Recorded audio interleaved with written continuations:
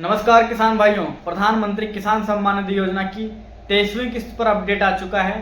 बता दें दोस्तों, 5 राज्यों में चुनाव थे, विधानसभा चुनाव, जिसमें दोस्तों 3 राज्यों में एनडीए की सरकार बनी है, यानी कि बीजेपी की सरकार बनी है।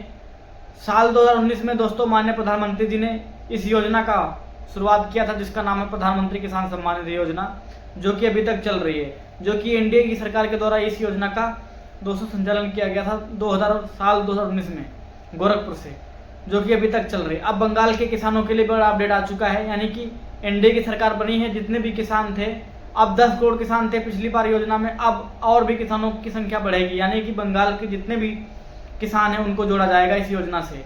अभी तक सरकार नहीं थी वहाँ पर, यानी बंगाल में किसान बीजेपी की सरकार नहीं थी, जिसकी वजह से किसानों को जोड़ नहीं पाए, लेकिन अब काम तेजी से होगा और जितने भी नए किसान हैं उनका आवेदन स्वीकार किया जाएगा पीएम किसान पोर्टल पर।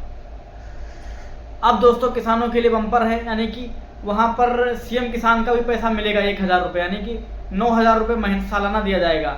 4 महीने के अंतराल पे दोस्तों 3-3 हज़ार रुपये मिलेगा।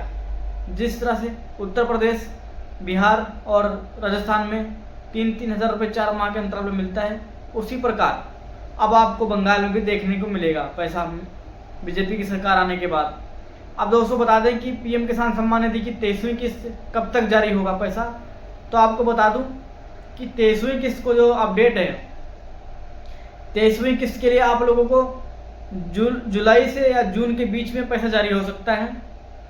और किसानों के लिए जो इम्पोर्टेंट अपडेट है दोस्तों, सबसे पहला आपको भूमि का सत्यापन, ई-केवाईसी, फार्मर रजिस्ट्री और आधार सत्यापन कराना चाहिए, यानी कि आधार सीडिंग कराना चाहिए, अपने बैंक खाता से इनेबल करना चाहिए, ताकि आपका जो डीबीटी के माध्यम से पैसा आता है 4 महीने के अंतराल पे 2-2 हज़ार रुपये, वो आपको डीबीटी के माध्यम से यानी आधार सीडिंग के माध्यम से आता है। तो आज ही अपना आधार सीडिंग जरूर करा लें।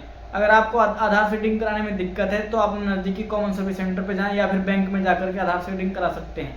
एनसीपीआई की वेबसाइट पर जाकर के आप लोगों को आधार सीडिंग का ऑप्शन मिलता है, यानी डीबीटी ऑप्शन चालू होता है। तो आधार सीडिंग जरूर करें। उम्मीद करते हैं आप लोगों को जानकारी अच्छी लगी होगी। चैनल